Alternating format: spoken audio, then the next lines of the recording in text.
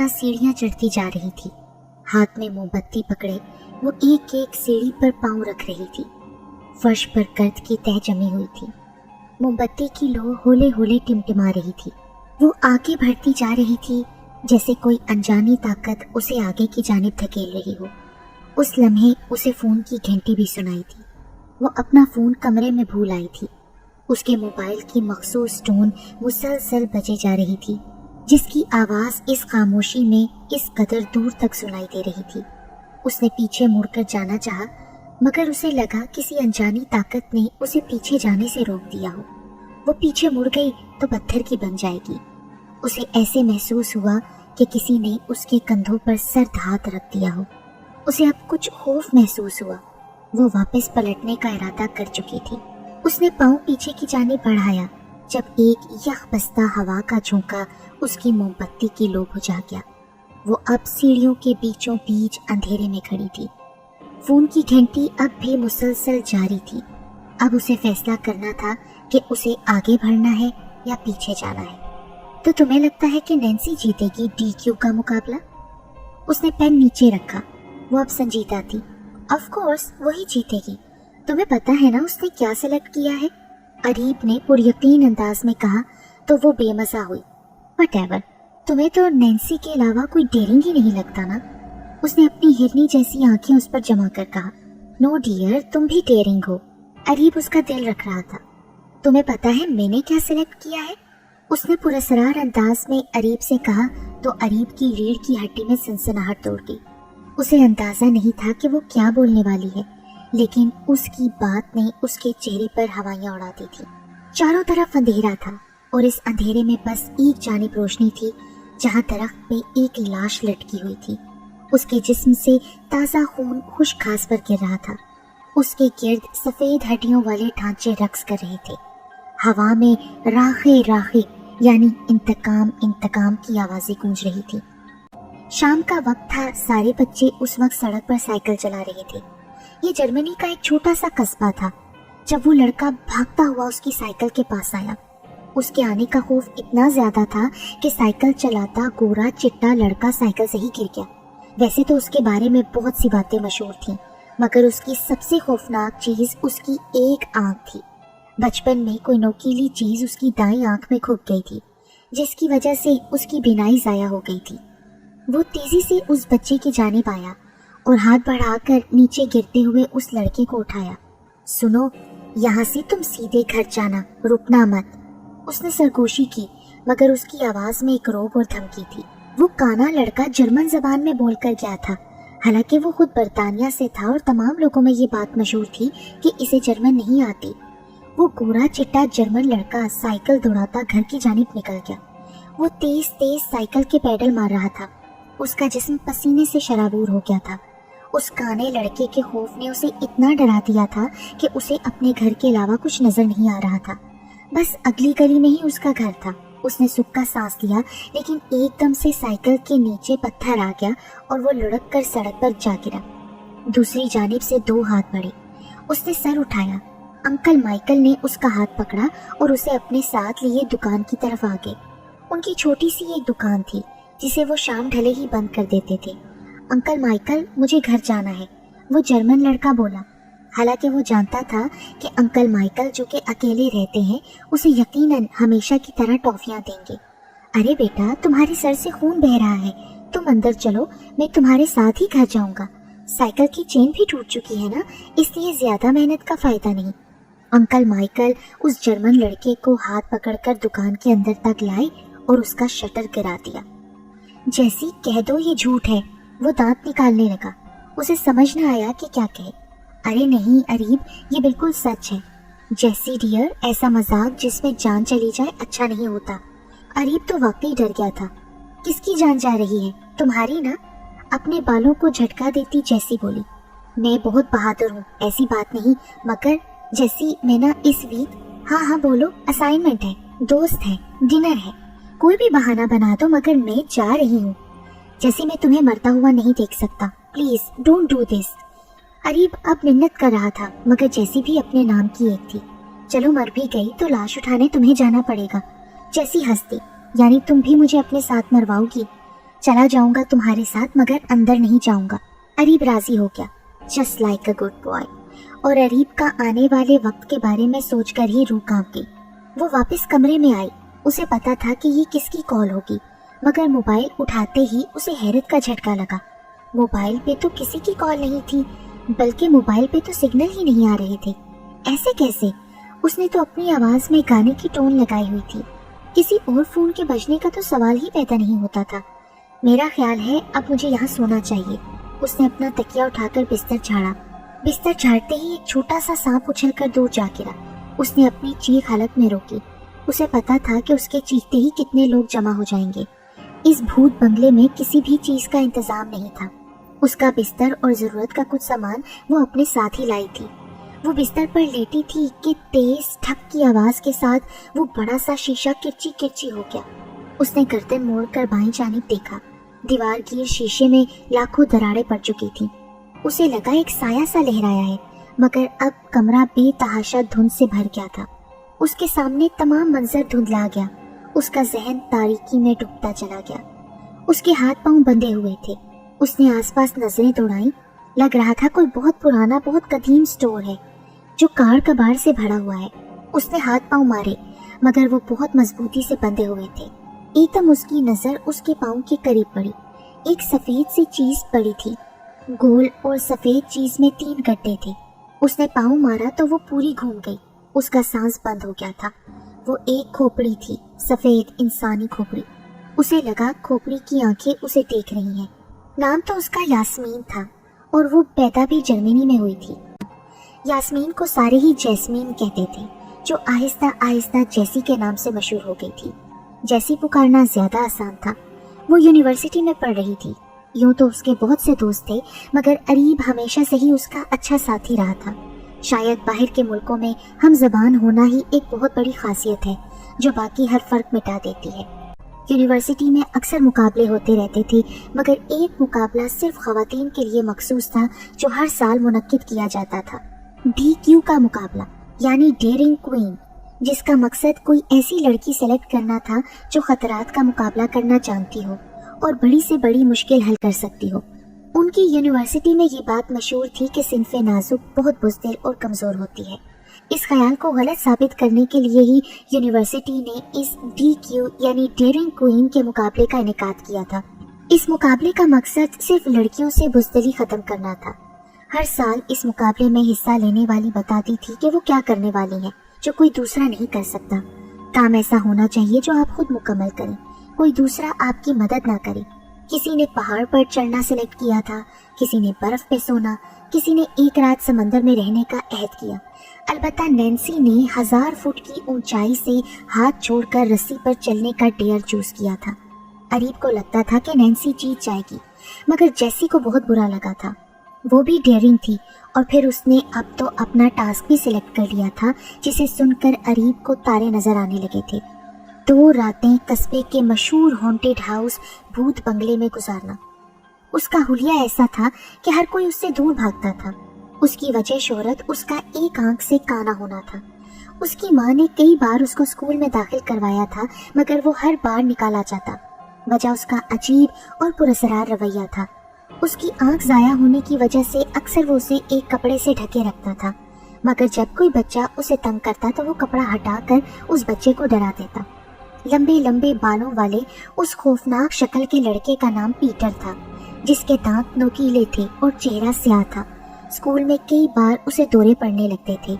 उसका जिस्म हिलता और एकदम बेहोश हो जाता। उसे सच्चे ख्वाब नजर आते थे। पहले ही बच्चे उससे डरते थे, मगर इस हकीकत के बाद वो उन्हें कोई खलाई मखलूक लगने लगा था। एक बार पीटर ने जिम का हाथ थामकर उसे कहा था कि अपने बाप का साथ मत देना। वो हैरान हुआ था। उसी रात उसके बाप ने उसकी माँ को तलाक दे दी थी। वो दोनों उससे पूछ रहे थे कि वो किसके साथ जाएगा, तो जिम को पीटर की बात याद आई कि अपने बाप का साथ मत देना, तो वो माँ की टांगों से लिपट गया, जबकि दूसरा भाई बाप के साथ चला गया। अगले दिन रेल की पटरी से उसके बाप और भाई की मस्क शुदा लाश मिली थी। जिम ने सबको ये बात बता दी थी। जिम को इस बात का दुख था कि उसके बाप ने उसके मासूम भाई को भी मौत के मुंह में धकेल दिया था।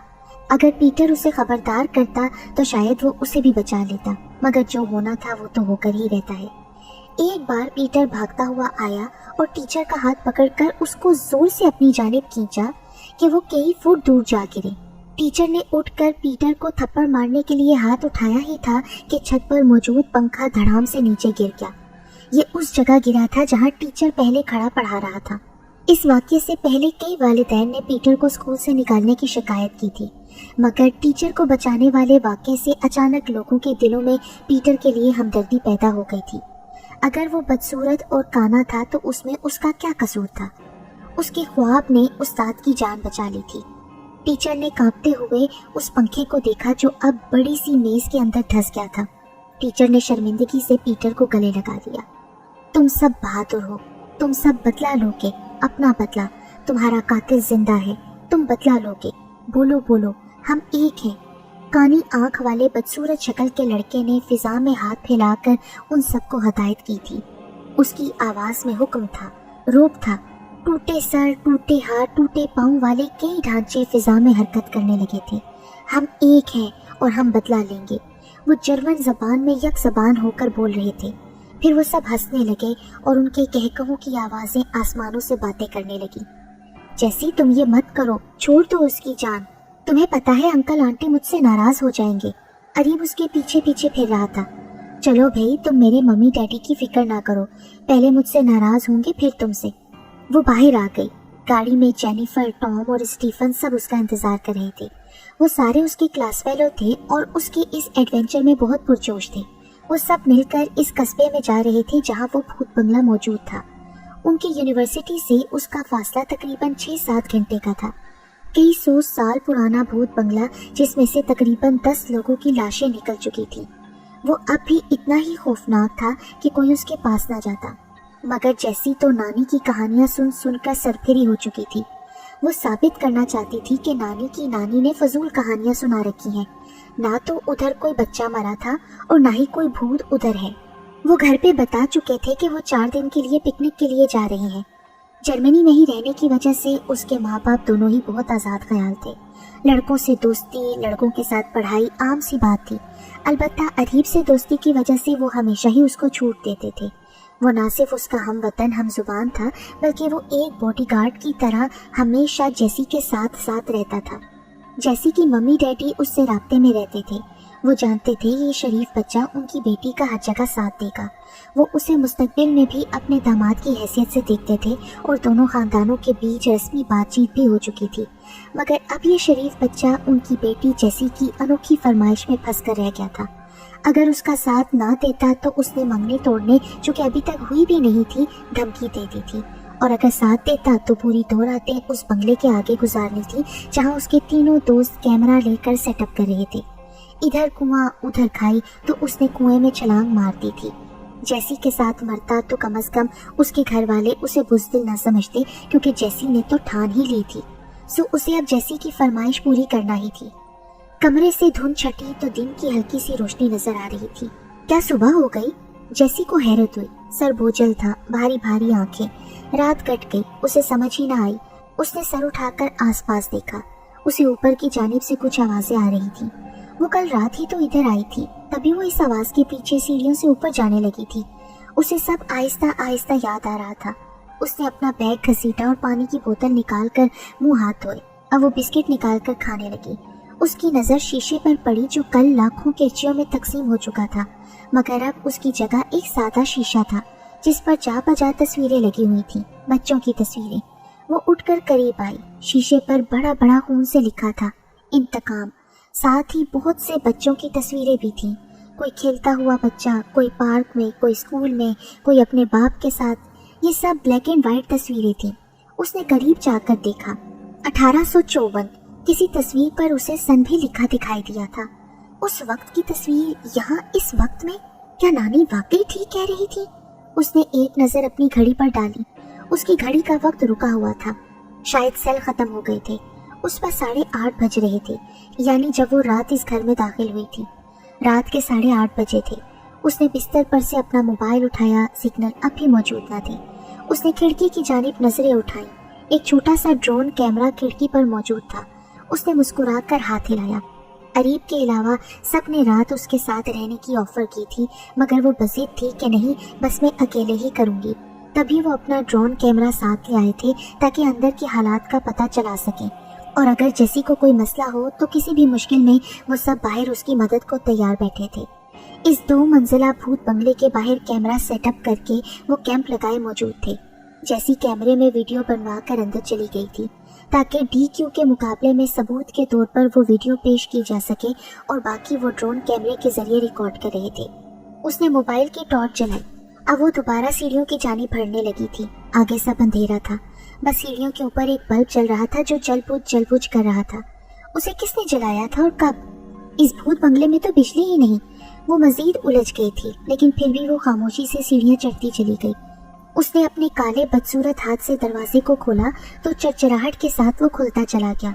वीरान सुनसान लॉन में एक झूला लगा हुआ था जो उसके अंदर दाखिल होते ही हिलने लगा, जैसे उसके ऊपर कोई बैठा हुआ था।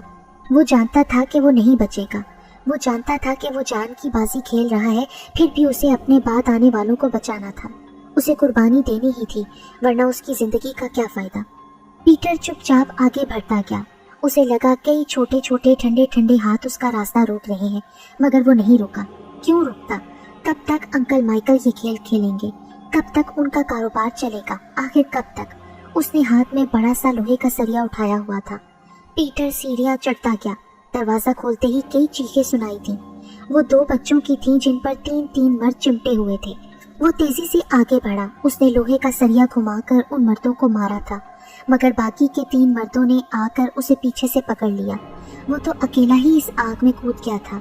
एक ने सरिया हाथ से छीन लिया था, दूसरे ने उसे पकड़ा, जबकि तीसरा और चौथा उसे रस्सियों से बांधने लगा। बेवकूफ! 5वें शख्स ने सर सहलाते उसके मुंह पर थूका। अरे ये तो खुद ही इधर आ गया। वो सब हंसने लगे। जख्मी बच्चों ने एक नजर उसे देखा था। वो गोरा चिट्टा साइकिल वाला लड़का जोसेफ उसे देखकर दुखी हुआ। वो जानता था कि पीटर उसे बचाने आया है। बदसूरत कानी आंख वाला पीटर वाकई बहुत अजीम था। काश कोई जान सकता। जैसी ऊपर सीढ़ियां चढ़ती गई थी, सामने दरवाजा था। उसने आहिस्ता से दरवाजे के बोसीदा हैंडल पर हाथ रखा। दरवाजे के किनारे से खून टपक रहा था, ताज़ा खून। उसने नजर घुमाकर देखा था, ड्रोन कैमरा अभी भी सामने वाली खिड़की पर मौजूद था।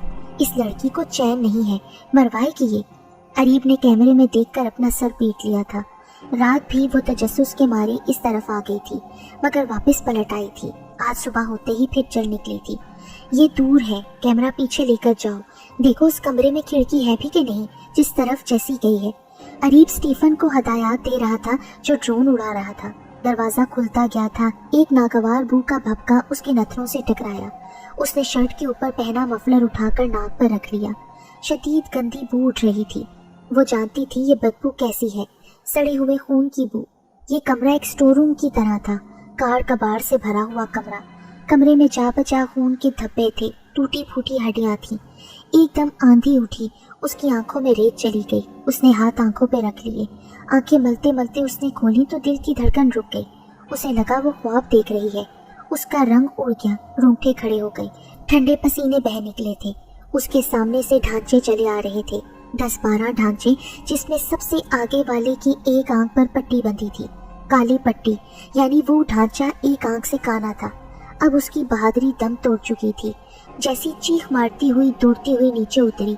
उसकी फलक शगाफ चीखें सुनकर वो चारों लड़के तेजी से बाहर का दरवाजा अबूर कर गए।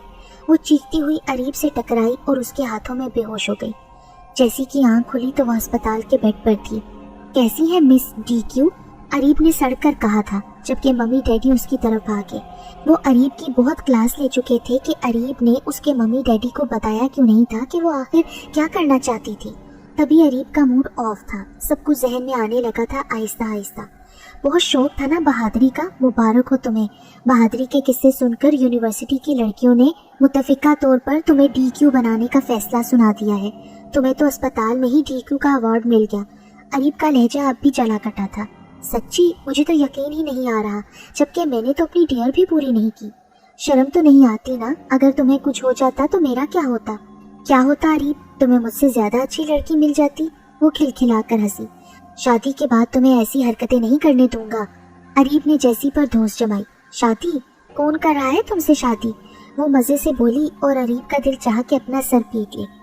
अंकल माइकल की एक छोटी सी दुकान थी, लेकिन असल में उनका कारोबार कुछ और था, बच्चों की आज़ा निकालकर बेचने का। कितने बच्चे टॉफियों की लालच में उनके पास आ जाते थे, जिन्हें वो अगवा करके उस पुराने भूत बंगले में ले आते, जिसे उनके साथियों ने भयानक मशहूर कर रखा था। वो अरसे दराज से खाली पड़ा एक मकान था।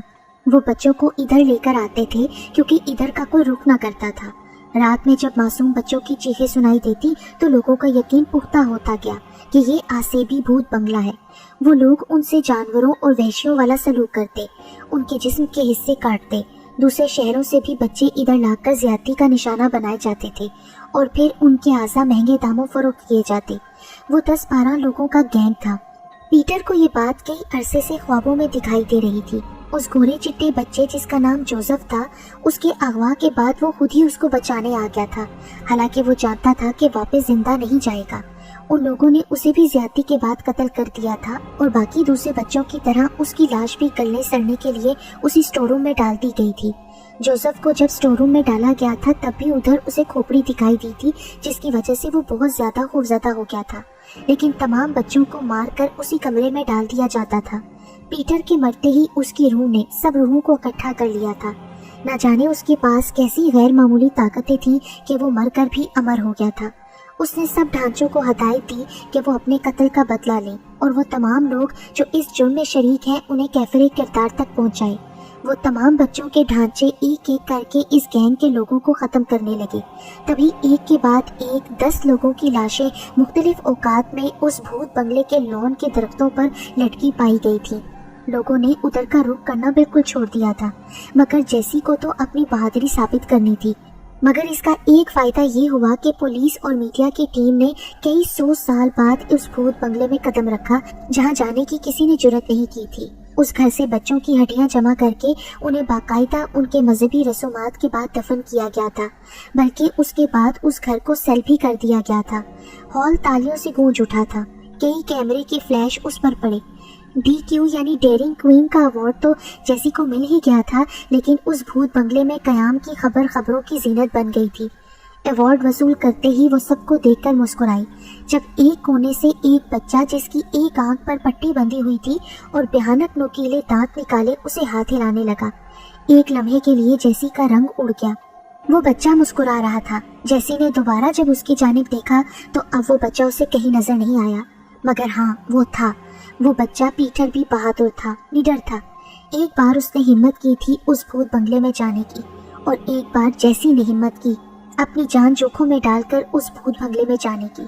बरसों से फैली अधूरी कहानी मुकम्मल हो गई थी।